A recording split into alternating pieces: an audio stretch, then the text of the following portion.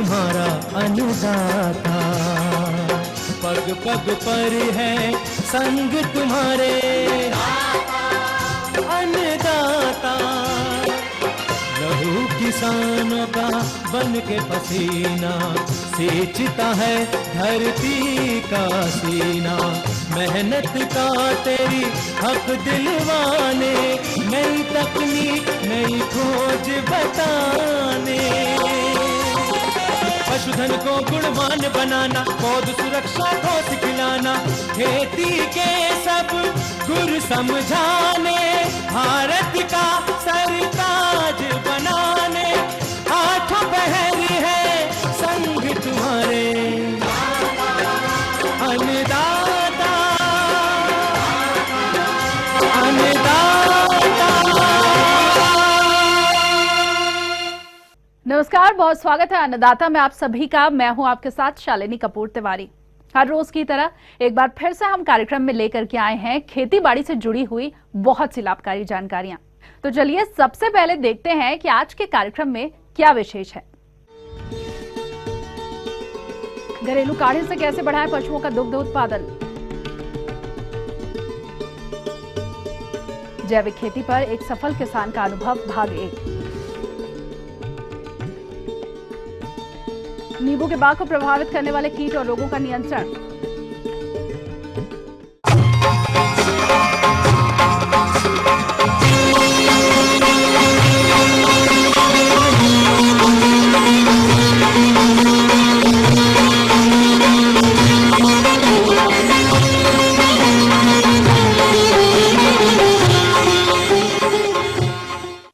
हमारे प्रदेश के ज्यादातर किसान पशुपालन व्यवसाय से जुड़े हुए हैं, लेकिन आहार में कई पोषक तत्वों की कमी के चलते इन पशुओं के सामने कई तरह की समस्या आती रहती है और इसका सीधा असर पशु के दुग्ध उत्पादन पर पड़ता है।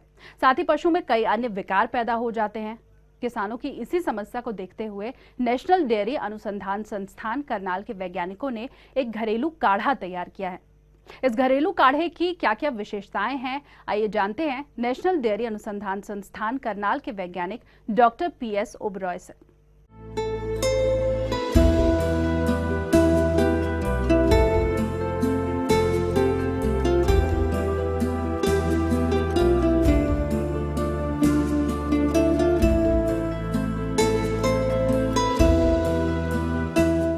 देश के कुल दूध उत्पादन में हरियाणा की हिस्सेदारी 5.5% है। प्रदेश में प्रति व्यक्ति प्रतिदिन दूध की उपलब्धता 803 ग्राम है।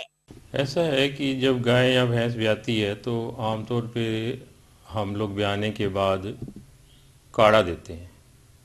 काढ़े में कुछ जड़ी बूटियां होती हैं, गुड़ होता है। तो इसको देने से ये होता है कि जो बच्चा देने के बाद जो गंदगी सी रह जाती है वो जल्दी बाहर आ जाती है, सफाई सी हो जाती है। अंदर से पशु जो है अच्छा महसूस करता है। और काढ़ा देने से कोई गुड़ या दूसरी जड़ी बूटियाँ होती हैं तो उससे हाजमे पे भी इफेक्ट आता है। तो इन सारी चीज़ों का जो है लाभ ये होता है कि पशु के अंदर बीमारी कम रह जाती है, हाजमा ठीक रहता है और वो पशु जो है थोड़ा सा दूध भी आने वाले समय में बढ़ा पाता है। और साथ के साथ जो है एक और फ़ायदा ये है कि वो आने वाले समय में जल्दी गाभिन होता है, क्योंकि गर्भाशय साफ होने से गर्भाशय संबंधी समस्याएं कम हो जाती हैं। प्रदेश में करीब 89.98 लाख पशु हैं, जबकि इनमें 76% के करीब मुर्राह भैंस हैं। काढ़े को इन पर आजमाया जा सकता है। आमतौर पे जड़ी बूटियां प्रयोग में लाई जाती हैं काढ़ा बनाने के लिए। उनका पूरा निरीक्षण किया, उनके बारे में पूरी वैज्ञानिक जानकारी इकट्ठी की और जो अभी तक जितने अनुसंधान इस बारे में पहले हुए थे उनको ध्यान में रखते हुए एक फार्मूला बनाया और उसका प्रयोग जो है भैंसों पे किया और देखा कि इसके प्रयोग करने से जो भैंसें थी उन्होंने जल्दी जो है जेर गेरी दूसरे पशुओं के मुकाबले में जिनको हमने ये काढ़ा नहीं दिया। और ये भी देखा गया है कि वो पशु जो है उनमें गर्भाशय संबंधी जो समस्याएं थी वो भी कुछ कम रही। और साथ के साथ जो है वो अगर हम ये देखा कि वो जल्दी गाभिन हुई बजाय इसके कि जो इनको हमने नहीं दिया। और दूध के उत्पादन में भी जो है हमें अच्छा असर दिखाई दिया, उसमें लाभ दिखाई दिया कि थोड़ा सा दूध उन्होंने ज़्यादा दिया। मुर्राह भैंसों पर इसका प्रयोग किया गया है, जिसमें ये नतीजे सामने आए हैं। पशु के ब्याने के तुरंत बाद इसे पिलाना शुरू कर दें और 7 दिन तक लगातार इसे देते रहें, यानी 7 डोज बनाकर पशु को दे सकते हैं। इससे दूध की गुणवत्ता में काफी सुधार देखा गया है। पशु जल्दी हीट में आते हैं। कहने का अभिप्राय ये है कि हमें इस काढ़े का प्रयोग ब्याने के बाद 5 से 7 दिन करना चाहिए, और इसको बनाने के लिए जो आम पंसारी होते हैं उनसे जड़ी बूटियाँ मिल जाती हैं। उसमें हम अजवाइन यूज़ करते हैं, मेथी यूज़ करते हैं, सोवा यूज़ करते हैं, सौंफ यूज़ करते हैं, सौंठ यूज़ करते हैं, बड़ी इलायची करते हैं। ये सारे के सारे एक डोज यानी कि एक दिन जो हमने देना है उसमें 25-25 ग्राम डलते हैं। अजवाइन, मेथी, सोवा, सौंठ, सौंफ और बड़ी इलायची, इनको पीस लेते हैं, और पीसने के बाद इनका जो पाउडर है इसमें हम नमक भी डालते हैं 25 ग्राम के करीब। इसको पानी में उबाल लेते हैं।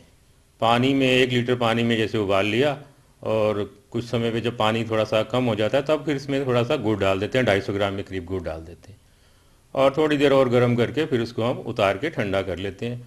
तो ये जो काढ़ा सा बनता है इसको हम दाने में मिला के पशु के आगे रख देते हैं। जो हम फीड या दाना मिश्रण जो होता है उसमें ही डाल देते हैं, बजाय इससे कि नाल से देने के, क्योंकि कई पशु नाल नहीं लेते हैं। तो ये हम दाने के में रख देते हैं, वो थोड़ा थोड़ा करके मीठा होता है तो पशु खा लेता है। तो इस तरह ये जो काढ़ा है ये अगर हम लगभग 5 से 7 दिन दें, 7 दिन दें तो ज़्यादा अच्छा है, कम से कम 5 दिन तो अवश्य दें।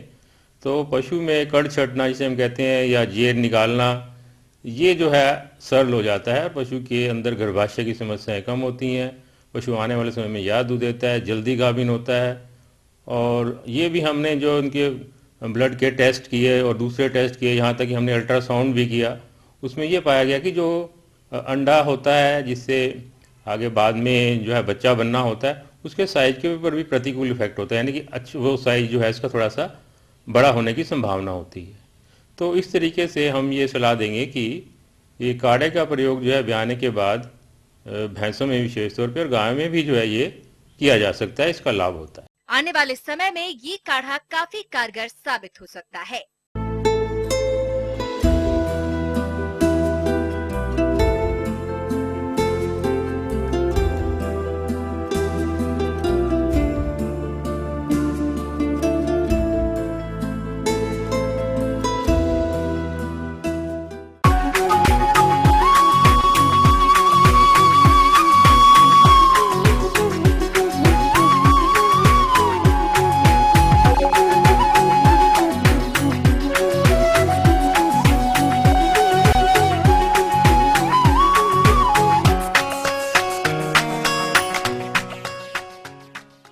किसान भाइयों, जैविक खेती की जानकारी के लिए हमने आपको पहले भी हरियाणा के कुछ प्रगतिशील किसानों से मिलवाया था, और जैविक खेती से मिलने वाले लाभ को देखते हुए आज हम आपकी मुलाकात करवा रहे हैं जिला अलवर के कुछ अन्य प्रगतिशील किसानों से, जो कि जैविक खेती करके अपनी फसलों से अधिक लाभ कमा रहे हैं।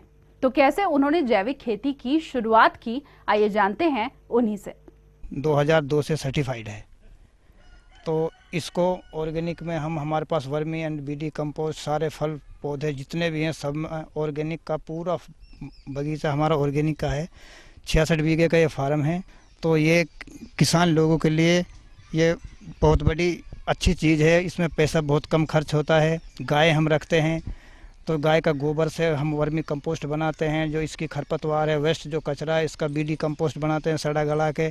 इसका जो स्प्रे वगैरह है हम कोई केमिकल नहीं डालते। इसमें नीम वगैरह का है, देसी आँख है, गौमूत्र है, इसमें पंचगव्य, 10वें गव्य, वर्मी वाश वगैरह का स्प्रे करते हैं। और इसमें कोई बाहर से कोई केमिकल, कोई पदार्थ हम कुछ नहीं डालते। और इसकी लागत में अच्छा उत्पादन है। इसका रेट भी अलग से मिलता है। इसका रेट हमारे लिए बहुत महंगा जाता है। किस वेजिटेबल वगैरह हम उगाते हैं इसमें। बगीचे में जो भी है, अमरूद है, आम है, बेर है, चीकू है, करौंदा है और एस्पेरीगस जिसकी सब्जी बनती है, नींबू, चकोतरा, मौसमी, कीनू वगैरह और आंवला, बहुत से अनेकों जितने भी फलदार एंड सब्जीदार जो सब्जियां हैं हम सारी ही इसमें उगाते हैं। जो यानी कोई भी फसल है, हर सीज़न की हम फसल भी लेते हैं, जैसे गेहूं है, ज्वार, बाजरा है, तिल है बहुत सी दालें हैं जो आम जमींदार खेतों में, हम सारा पूरा टोटली ऑर्गेनिक का ही काम करते हैं। हमारे पास फ़िलहाल 15 गाय हैं जो हमारे इस 66 बीघे को हमारा वर्मी एंड बीडी कंपोस्ट में पूरे को संभाल रखा है। इसके सारे गोबर से हम खाद बनाते हैं, वर्मी कंपोस्ट बनाते हैं और इसका गौमूत्र इस्तेमाल करते हैं। 10वें गौवे 5वें गौवे का इस्तेमाल करते हैं इसमें। और हमारे पास मुर्गियां हैं, खरगोश हैं, फिश है, मछलियाँ भी हैं, मुर्गे हैं, 2-3 किस्म की वैरायटी हैं हमारे पास, सब ऑर्गेनिक का ही। कड़कनाथ भी हमारे पास मुर्गे हैं जिसमें हम सारा ऑर्गेनिक का ही इस्तेमाल करते हैं, जिसमें अच्छी रेट हमको मिलती है। बहुत किसान लोगों के लिए बहुत सस्ती चीज़ है, ध्यान देने वाली बात है। अगर आप लोग इस पर ध्यान देंगे, अपना ही पशु का अपने ही खेत में काम करने के लिए उसको ही ऑर्गेनिक में काम आएगा। ऑर्गेनिक स्टोर है, इसका अल्टीट्यूड स्टोर दिल्ली में है। हम ऑर्डर पे यहाँ से दिल्ली माल भेजते हैं। सबसे ज़रूरी बात यह है कि इसमें पैसे कम खर्च होते हैं, लोगों को उत्पादन ज़्यादा मिलता है। क्योंकि हाई रेट पे जो आम किसान लोगों को जो वो होता है, मान लो थोड़ा यहाँ कम भी होगा तो हमें रेट उतना ही ज़्यादा मिलेगा इससे, लेकिन वो किसान से हम दुगना तिगना अच्छा कमाते हैं। ये हमारा वर्मी कंपोस्ट है जिसमें हमने केचुए छोड़ रखे हैं। इसमें गाय का गोबर डाल रखा है। ये केचुए इस गोबर को खाते हैं और इसको खाद बनाते हैं। जैसे ही इसको खाते जाएंगे ऊपर खाद तैयार होती जाएगी। जो ऊपर तैयार हुई खाद है उसको हम ऊपर से धीरे धीरे बाहर निकाल लेते हैं और स्टॉक करते हैं। जैसे ही ये केचुए पूरी बेड को ख़त्म कर देंगे उसके बाद इसके साथ नया गोबर का इस्तेमाल करेंगे तो वो केचुए उस बेड को छोड़ के नए गोबर में आ जाएंगे। इसी तरह से हमारा वर्मी कंपोस्ट बनता है। दूसरा हम बीडी कंपोस्ट बनाते हैं। ये हमारे पास बीडी कंपोस्ट है जो कि हम जो भी इस फार्म के अंदर कोई वेस्ट कचरा होता है, फसल का कोई तूड़ा है, भूसा है, हरी घास है, खरपतवार, कोई भी वेस्ट खरपतवार होते हैं उसको हम सबको इकट्ठा करके उसको सड़ा गला के इसका बीडी कंपोस्ट बनाते हैं। इसमें जैसे बुझा हुआ चूना है, इसकी परतें लगाते हैं हम।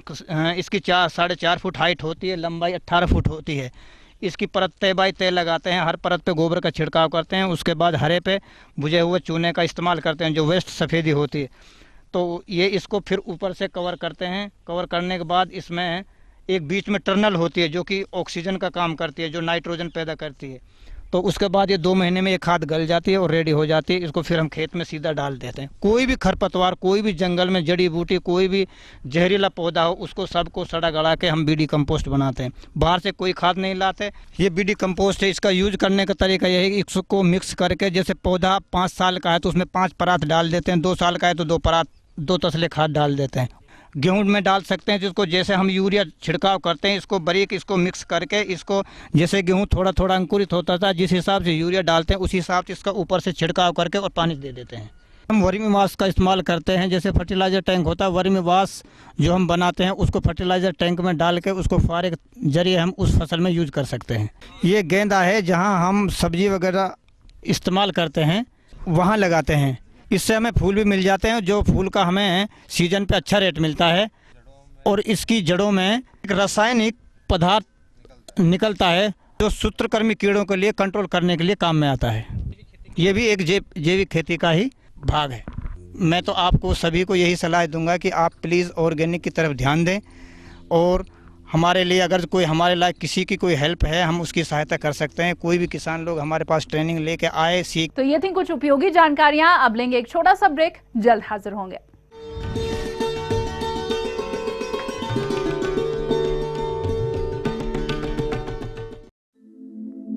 दुनिया के नक्शे पर यह है इंडिया मेरी जान।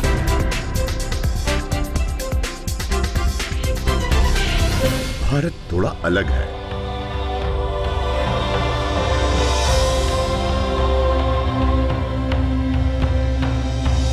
देखा आपने, इतना सा भी छूट जाए तो सच अधूरा रह जाता है। बदलते भारत का पूरा सच। राष्ट्रीय समाचार हर रोज सुबह 8 और दोपहर 2 बजे।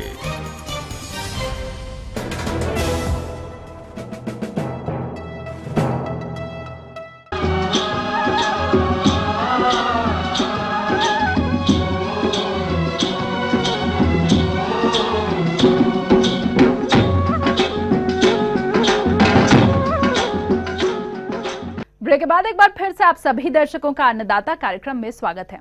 और चलिए अब बढ़ते हैं अगली प्रस्तुति की ओर।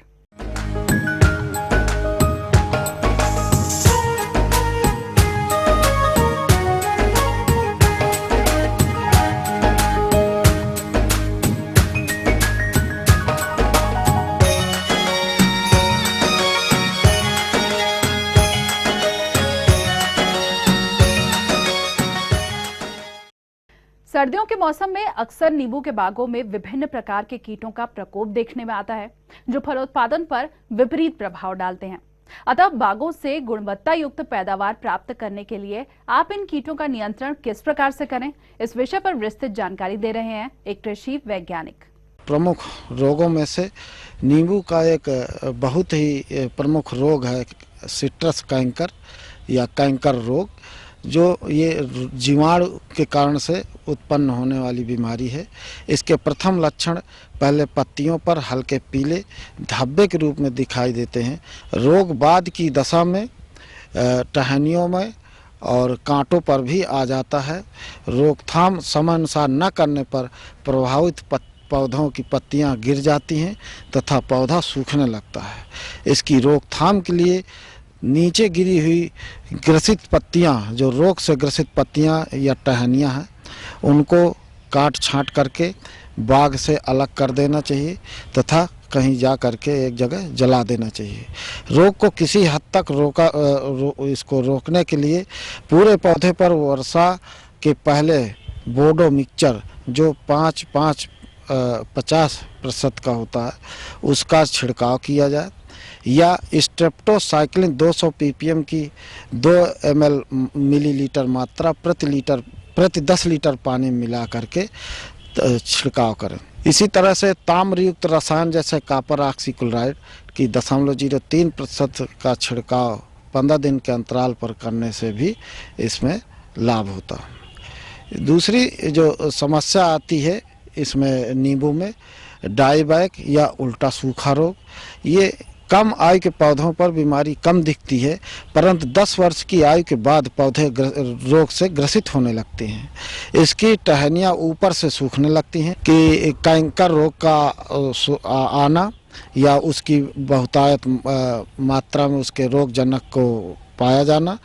दूसरी, अच्छे जल निकास का न होना, आवश्यकता अनुसार पानी न मिलना अर्थात पानी की कमी, साथ ही सूक्ष्म पोषक तत्वों जैसे तांबा, जस्ता, मैग्नीज या लोहे की कमी से भी जड़ तथा तनों का कवक अथवा विषाणु रोग से ग्रसित हो जाना, ये तमाम तरह की जो समस्याएं से जब पौधा ग्रसित हो जाता है तो उल्टा सूखा रोग या डाईबैक बीमारी लग जाती है। इसकी रोकथाम करने के लिए जरूरी है कि सूखे भाग की कटाई करके कटे भाग पर 50% कॉपर ऑक्सीक्लोराइड का लेप लगा देना चाहिए। इसके पश्चात कॉपर ऑक्सीक्लोराइड की 0.3% की दर से मार्च, अप्रैल व अक्टूबर, नवंबर में 15 दिन के अंतराल पर 2-2 छिड़काव करना चाहिए। इसी तरह से नींबू में जो कीटनाशक जो कीड़ों की समस्या है, इनमें से प्रमुख कीड़ा है लेमन बटरफ्लाई, जो नींबू का तितली या नींबू का बटरफ्लाई कीड़ा। ये क्या करता है कि नींबू की तितली का गिडार कोमल पत्तियों को बहुत तेजी से खा करके इसकी पत्तियों को केवल मध्य सिरा का ही भाग छोड़ते हैं। पौधा अगर यदि नर्सरी में इस कीट के प्रकोप होने से पौधा पूरा साल ग्रसित रहता है तथा गिडार या भूरे काले रंग के सफ़ेद धब्बे पड़े रहते हैं, जो पूर्ण वृद्धि होने पर हरे रंग के हो जाते हैं। इसकी रोकथाम के लिए मोनोकोटोपास 0.05% की 1.5 ml मात्रा या फास्फेमिडान की 1.5 ml मिलीलीटर मात्रा प्रति लीटर पानी में घोल बनाकर छिड़काव करना चाहिए, जिससे कि ये कीड़ा खत्म हो जाए। इस प्रकार किसान भाइयों, हम अपने नींबू के बाग में समय से रोग व कीड़ों का प्रबंधन करके एक अच्छा आर्थिक लाभ कमा सकते हैं। आगे और भी है कुछ रोचक जानकारियां, पर यहाँ पर रुकेंगे एक और ब्रेक के लिए, जल्द हाजिर होंगे।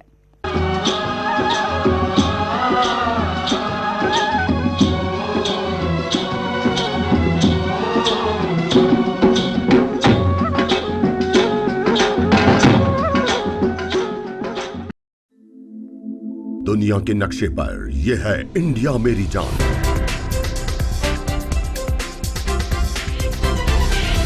भारत थोड़ा अलग है।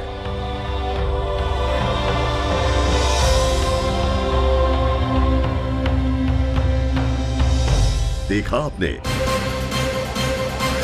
इतना सा भी छूट जाए तो सच अधूरा रह जाता है।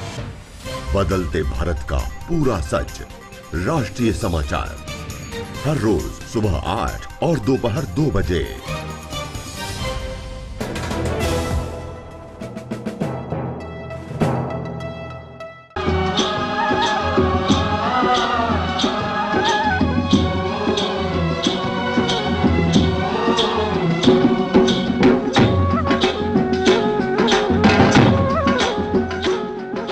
ब्रेक के बाद आप सभी दर्शकों का एक बार फिर से स्वागत है और चलिए अब रुख करते हैं अगली कड़ी की ओर।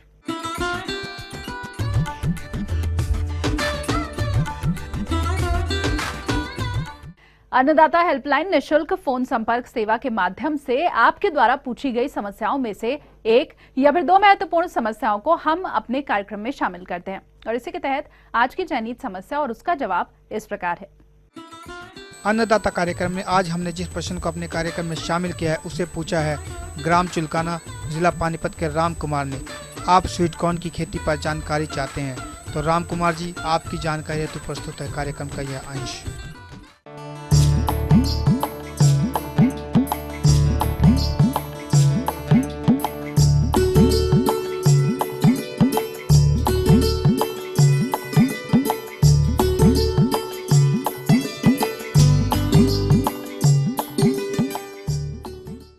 सोनीपत के अटेरेना गांव निवासी कमल सिंह चौहान के पास महज 3 एकड़ जमीन है और उसी जमीन में खेती कर कमल सिंह चौहान लाखों रुपए महीना कमाते हैं। 52 साल के कमल सिंह ने 1995 में LLB किया था, लेकिन वकालत का पेशा न अपनाकर उन्होंने खेती बाड़ी शुरू कर दी। 1997 में कमल सिंह ने बेबी कॉर्न की खेती करना शुरू किया, जिससे उन्हें अच्छी खासी आमदनी होने लगी और इसी से पैसा कमाकर उन्होंने स्वीट कॉर्न की खेती भी शुरू कर दी। कमल सिंह चौहान अब करीब 2 लाख रुपए महीना कमाते हैं। विदेशों से भी हर साल किसान उनके यहाँ बेबी कॉर्न और स्वीट कॉर्न की खेती की जानकारी लेने के लिए आते रहते हैं। 1997 में मैंने बेबी कॉर्न की खेती यहाँ शुरू की थी। शुरू में 1-2 साल तक मैं अकेला करता रहा। उसके बाद मेरे पड़ोसी किसानों ने बेबी कॉर्न की खेती शुरू कर दी और फिर इस खेती को सारे गांव ने अपना लिया। इस खेती से जो किसानों को फ़ायदा होया हमारे गांव में, मुख्यतः जो किसान चारे के लिए ज्वार बोते थे तो उनको सारा साल हरा चारा मिल जाता है, क्योंकि बेबी कॉर्न का जो हरा चारा निकलता है वो पशुओं के लिए बहुत ही बढ़िया चारा है। और आम गुठलियों के दाम वाली बात है कि चारा मिल रहा है और साथ में जो बेबी कॉर्न निकाल के मंडी भेजते हैं उससे किसानों को अच्छी आमदनी होती है। इस बेबी कॉर्न की खेती में जो खर्चा है वो लगभग 10,000 के बराबर है। 10,000 रुपये प्रति एकड़ होता है और आमदनी जो है वो 30,000 से 1 लाख रुपए तक की बेबी कॉर्न हम जो है एक फसल पे बेच सकते हैं और एक साल में इसकी 3 फसल ली जा सकती है। तो इससे एवरेज जो फायदा है किसान को वो प्रति एकड़ 1 लाख रुपए का प्रति वर्ष हो जाता है। कमल सिंह बताते हैं कि उनके बाद गांव के कई किसानों ने बेबी कॉर्न और स्वीट कॉर्न उगाने की शुरुआत की। साल में 3 बार बेबी कॉर्न की फसल को उगाया जाता है, जिससे सारा खर्च निकलने के बाद भी किसान 1 लाख से ज्यादा की आमदनी कर लेता है। किसान अपनी फसल को दिल्ली की मंडी में बेचकर अच्छा मुनाफा कमा रहे हैं। मैं अटेरना गांव का किसान हूँ। हमारे यहाँ बेबी कॉर्न की खेती होती है। कंवल सिंह प्रधान ने स्टार्टिंग करी थी हमारे गांव में। कंवल सिंह प्रधान लाए थे। इसमें इनकम जी हम 1-1.5 लाख रुपए एकड़ में सारा खर्चा काट के बचा दे 1 साल में। और हम अपने बच्चों की पहले बलक शादी में भी दिक्कत पड़े थी, अब बहुत अच्छी था शादी।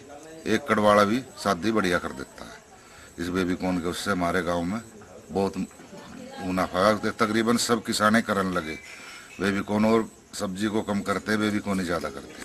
कमल सिंह किसान ने गांव में ही बेबी कॉर्न और स्वीट कॉर्न की प्रोसेसिंग कर उसकी पैकिंग फैक्ट्री भी लगा ली है। अगर किसान को उसकी फसल के दाम मार्केट में अच्छे ना मिले तो उसकी पैकिंग कर बेचा जाए, जिससे किसानों की मार्केट जाने की दिक्कत भी खत्म हो जाती है। चाहूँगा कि यहाँ के किसानों को एक बहुत बड़ा फायदा ये है कि यहाँ से आजादपुर सब्जी मंडी केवल मात्र 25 किलोमीटर दूर है। किसान अपने बेबी कॉर्न को मंडी ले जाते हैं और कई बार मंडी में सस्ता हो जाता है या नहीं बिकती, तो हमने इनका प्रोसेस प्लांट लगाया हुआ है। हमने किसानों की यहाँ कोऑपरेटिव सोसाइटी बनाई हुई है जिसमें 150 के लगभग किसान उसके सदस्य हैं और सोसाइटी ने अपना प्रोसेस प्लांट लगाया हुआ है।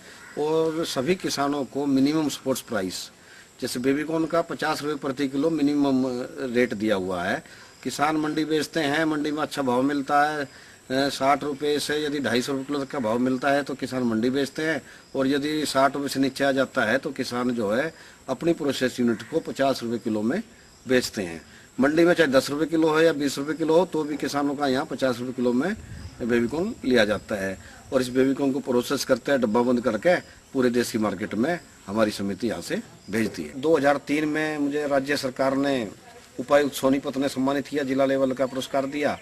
उसके बाद तो कई पुरस्कार दिए, जैसे 2007 में स्टेट लेवल का पुरस्कार मिला, 2009 में IRI पूसा ने अवार्ड दिया, 2010 में भी दिया, और 2012 में हरियाणा के मुख्यमंत्री जी ने दिया।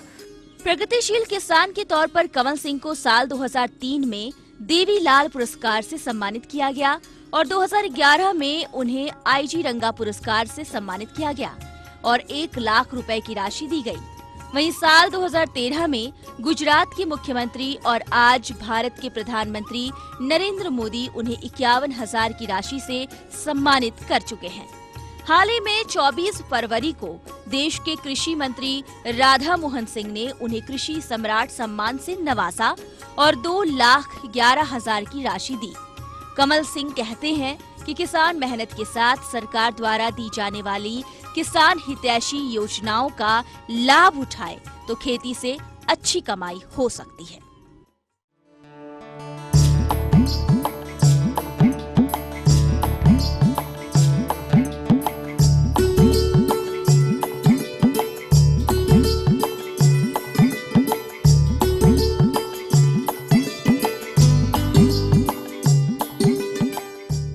और आइए अब देखते हैं कल दिखाए जाने वाले कार्यक्रम की मुख्य झलकियां।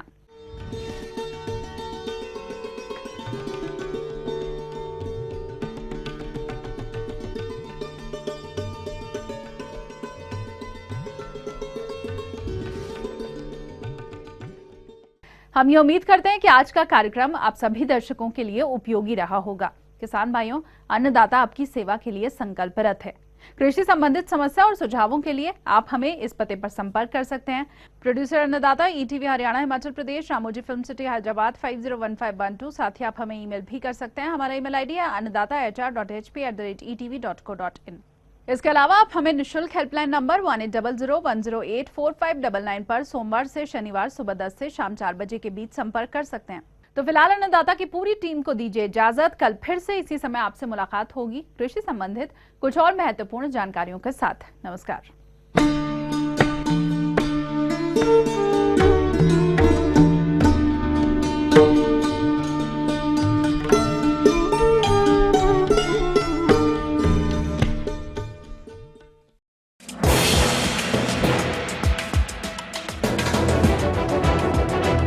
आप देख रहे हैं ETV न्यूज हरियाणा, हिमाचल प्रदेश, खबर ही जीवन है।